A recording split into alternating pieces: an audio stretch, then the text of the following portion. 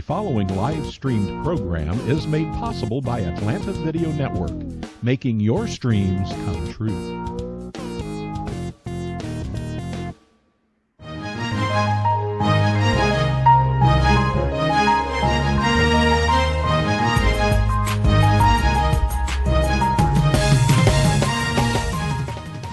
It's time once again for another edition of Talk to Me. And now, here's Emmy himself, 8-time Emmy Award-winning journalist, Maynard Eaton.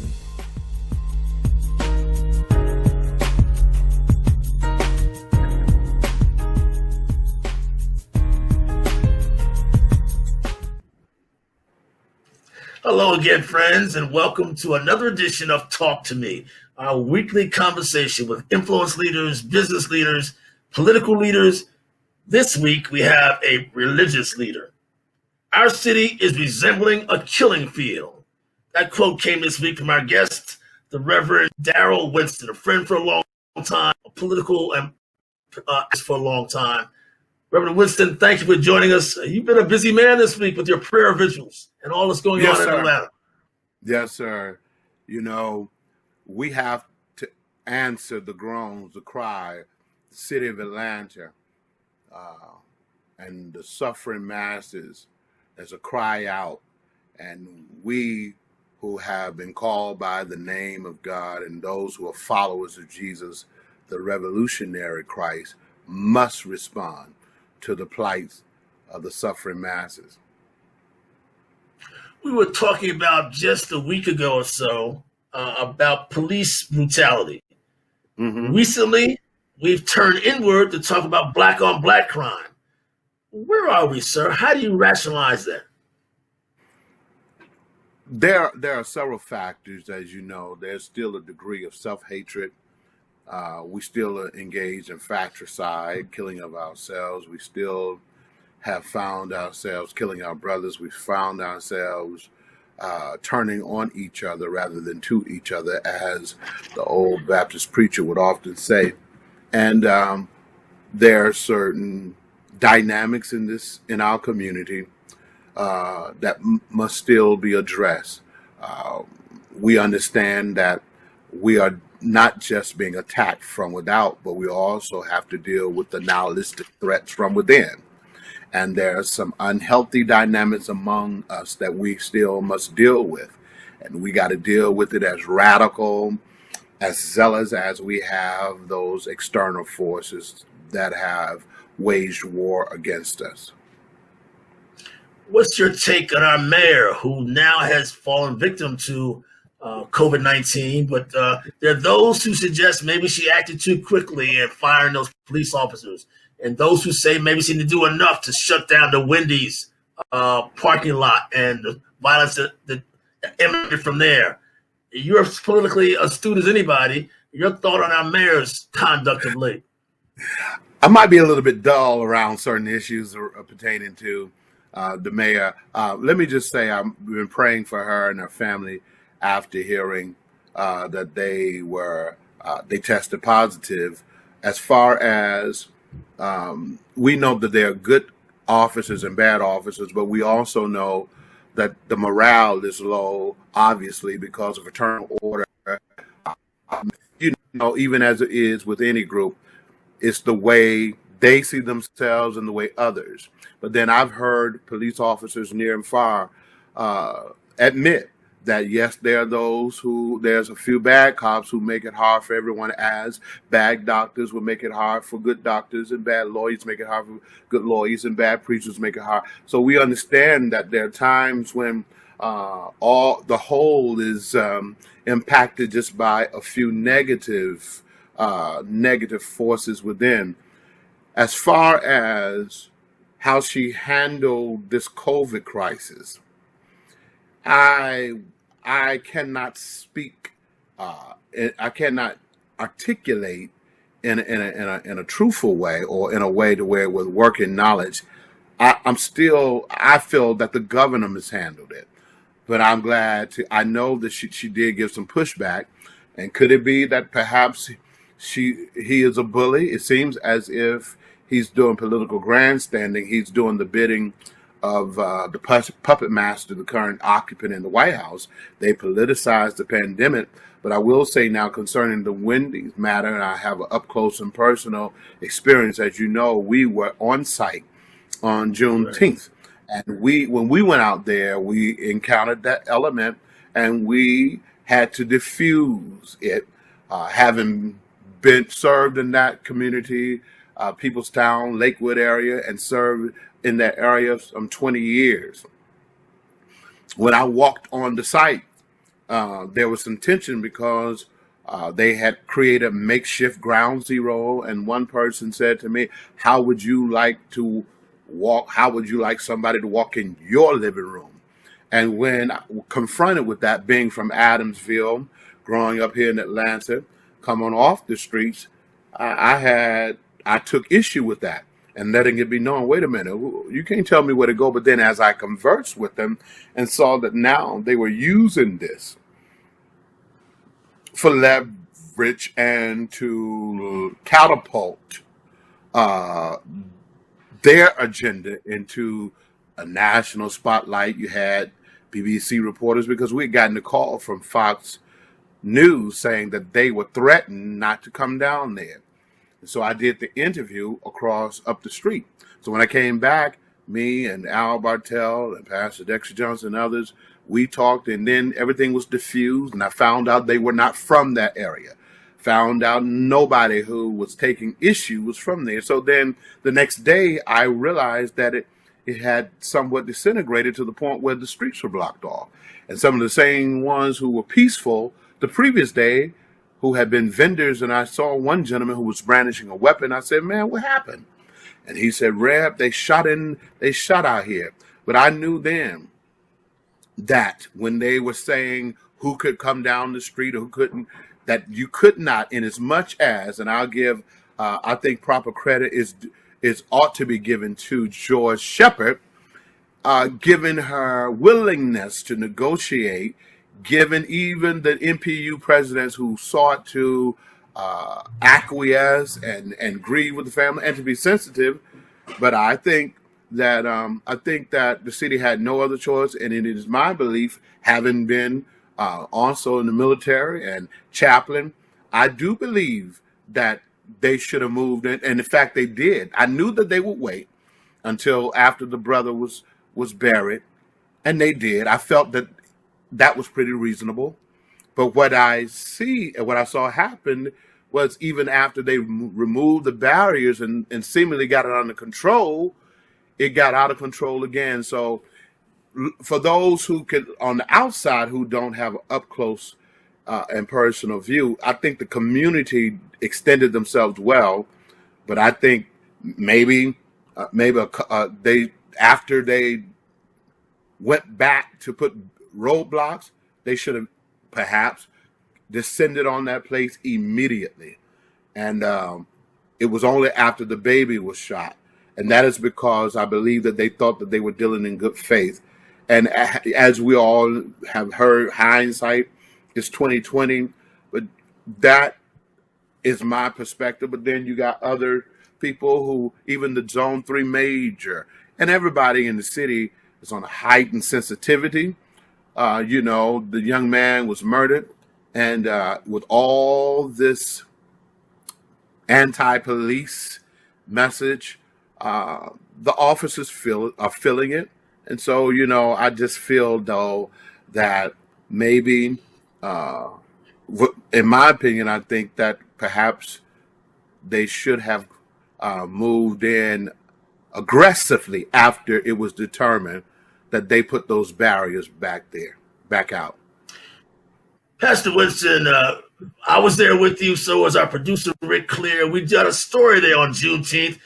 Maybe because I've been in Atlanta for a long time. They didn't stop me, but here's the story we produced that day.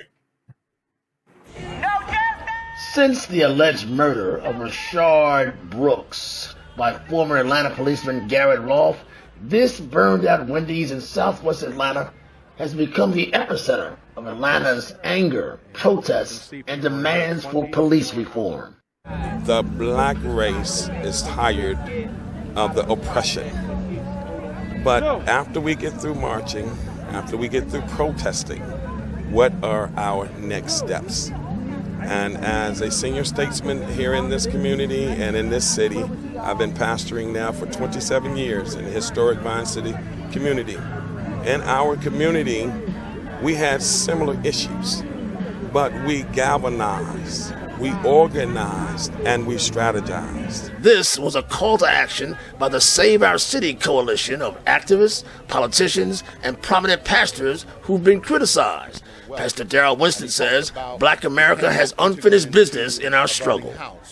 So here we are now with mass unrest and people of all ethnicity and people of goodwill are saying we must deal with this systemic evil.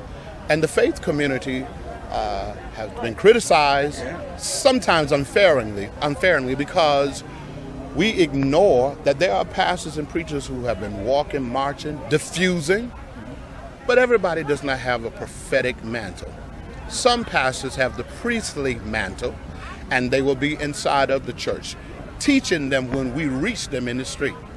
But then there are some of us who have that prophetic edge in the tradition of Dr. King, Ralph Abernathy, Y.T. Walker, Joshua Heschel, the great pastors and leaders, preachers who were in the street. Prophetic tradition. And this was purposely done on Juneteenth. That says something. We understand that as it was 150 years ago, we are still dealing with economic disparities. We are still dealing with the masses of people who are shackled in poverty, shackled in pain, that we must address. The massive protests that have swept the nation, the world, and Atlanta are largely led and fueled by millennials and Generation Z. So what role now for preachers? Well, right now, we don't need fingers, we need a fist. And collaboration, working in unity. The Bible says how sweet it is for the brethren to dwell in unity. And in order for us to have unity, we got to first come together. And we got to know where we are, and we got to know where we're going and where we want to go, and we need to know the process, because it's going to take a process to get us there. We didn't get here overnight, and it surely would not go away overnight. But with the help of God, with the help of the clergy and our youth, the Bible says he called the old because they know the way. He called the young because they're strong. And we're not here to fight against each other. We're here to put those brains together. And if we got to stand behind our young people to hold them up, if we got to stand behind them to push them and share wisdom with them. Obviously, it's working when you got corporate America now saying that Black Lives Matter. So we don't have to lead the way. All we need to do is be a support system at this time around. But we're there. We're standing in the gap. We're trying to make sure we keep it peaceful. And we're also praying for those who are involved. Another thing, there's a group called Preachers for the People. We marched on the courthouse. We marched to the Capitol last week, 2 weeks ago. So it's not necessary for us to be in the King generation now, not necessarily have a leader. With the drum major instinct. Right. We have the season. This is a season for judges. We don't have one particular leader, but we do have people that are stepping up. We have people that are being raised up because of the situation, because of what's happening, that are stepping to the plate. We're just here to support them. Gerald Griggs is an attorney and social justice activist. It's now time for your generation. Yeah. Can this clergy help guide you or help you? What do they fit in what these young people are doing out here? Well, I think that the clergy can always fit. I think that they're going to need to join with the young people and listen to the young people. As you can tell, the young people are policing themselves right now, and it's a beautiful sight to see. And so I think the clergy can support them as clergy as always, and I'm glad to see them out here speaking with the people and seeing that this is the people's place, the people's town, and we want justice for our dear brother Rashard Brooks. It's impacting everybody, but mostly it's my age group and my generation that's at the forefront of this movement. The young people are usually at the forefront of almost every movement that's ever happened in the country, not only in the country but in the world. Like I said, it's extremely liberating, and I'm proud to be part of this generation. Pastor Winston says the passionate protest for economic equity has revealed the lie Atlanta has been telling the world. This whole fictional Atlanta way, we're seeing tension. We're seeing the shattering of that myth, if you will. Masses of people, this generation doesn't know anything about the so-called Atlanta way. We were raised in that. We were raised to where even opposing partner sides will sit down at the table, a brotherhood, and work things out. But there's a great working out that's yet to be in this generation. And that is something that is going to cause not just this city, but other cities to remain a powder keg. Pastor Winston and other clergy members say Atlanta has now become the tale of two cities. Because of institutional racism and economic inequities, we now have a city of the haves and the have-nots. That must change, he says, to redeem the soul of our city. I'm Maynard Eaton reporting. Reverend Winston, tale of two cities. Yes, sir. You spoke to Bunny Jackson Ransom this morning, the former wife of Mayor Maynard Jackson, who started the so-called black elite and revolution, black political system in Atlanta. Does he feel it's a tale of two cities now? I mean, have you two kind of then and now? Are things much the same? We didn't go into detail, but she did agree that her late husband had done more for the poor in Atlanta than those who succeeded him. And I understand that she was very much involved, and she's writing a book that she said is due out in December, where she will chronicle how they did it. And to date, I'm sure that it hasn't been done since. It is clear that Atlanta is the tales of two cities. It is still clear that we are suffering from spiritual amnesia. That is to say, we haven't forgotten the existence of God, but we have forgotten how important God has been and is to our becoming. We got $2 extra for lunch and extra car garages, and we moved on and we forgot. Let me see if I can say it this way. I remember when I was growing up here, educated Atlanta Public Schools, and I remember the learning models. You could not move on in the class until everybody got the lesson.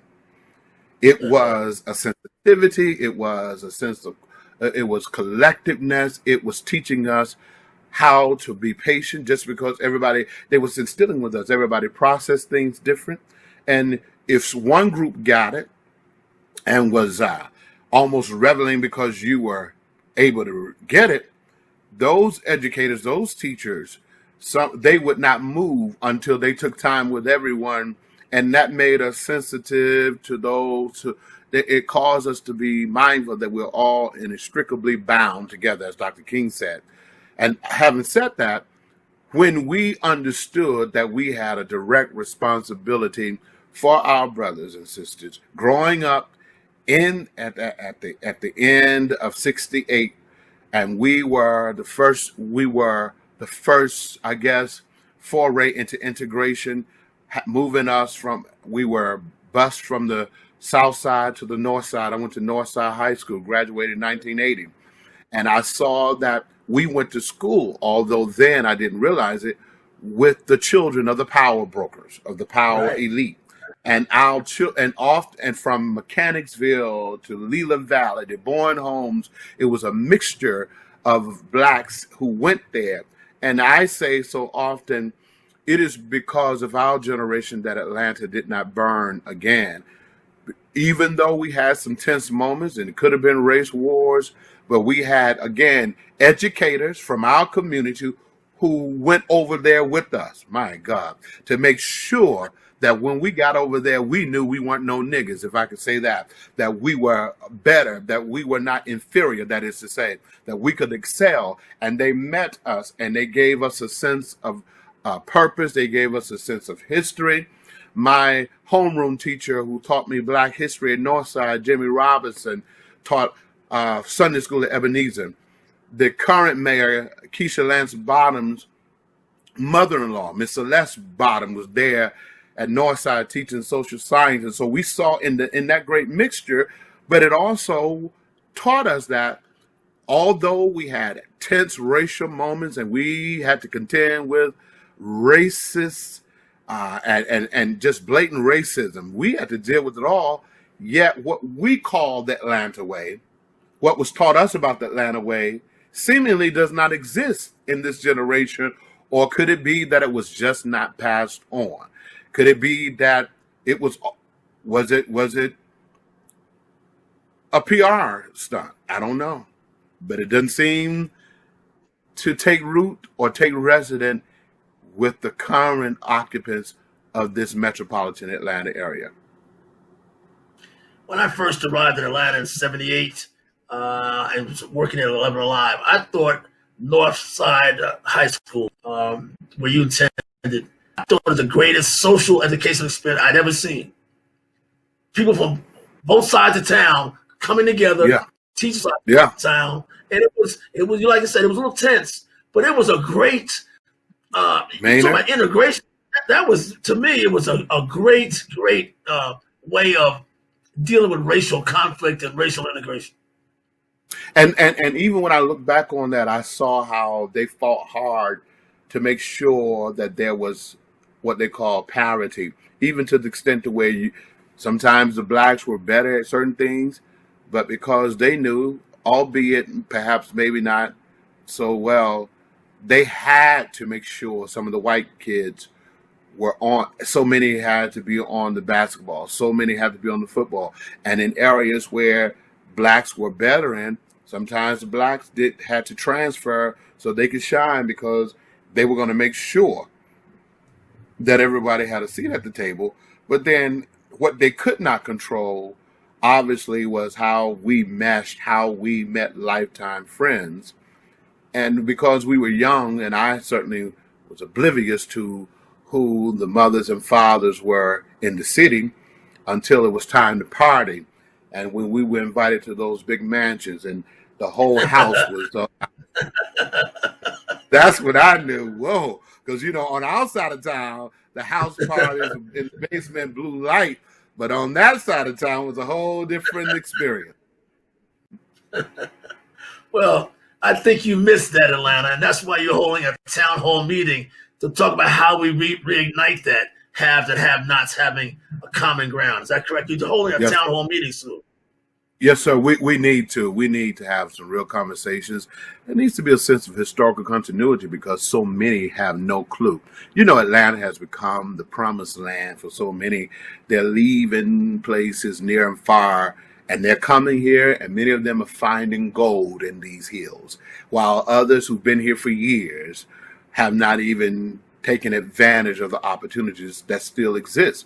Now, we know it's not what it once was. For an example, I do remember masses of youth having summer jobs. I remember the CETA programs, and I remember being given a job at the Butler Street YMCA. In fact, my late uncle, Darryl Winston, was taught Maynard how to swim, and Vernon Jordan and Herman Russell, but I remember working at Olive Street Y, and again, seeing the best and the brightest of our community, but all of us working. And then when we started talking about the so-called water boys on the corner and then being threatened with arrest, somebody needs to give them a job. My brother Derek Bozeman said so eloquent, you mean to tell me with all these city resources in the cities, all this corporate, bright and brilliant corporate minds, that we can't develop an entrepreneur type program that would benefit them? We have forgotten. We're dealing with spiritual amnesia,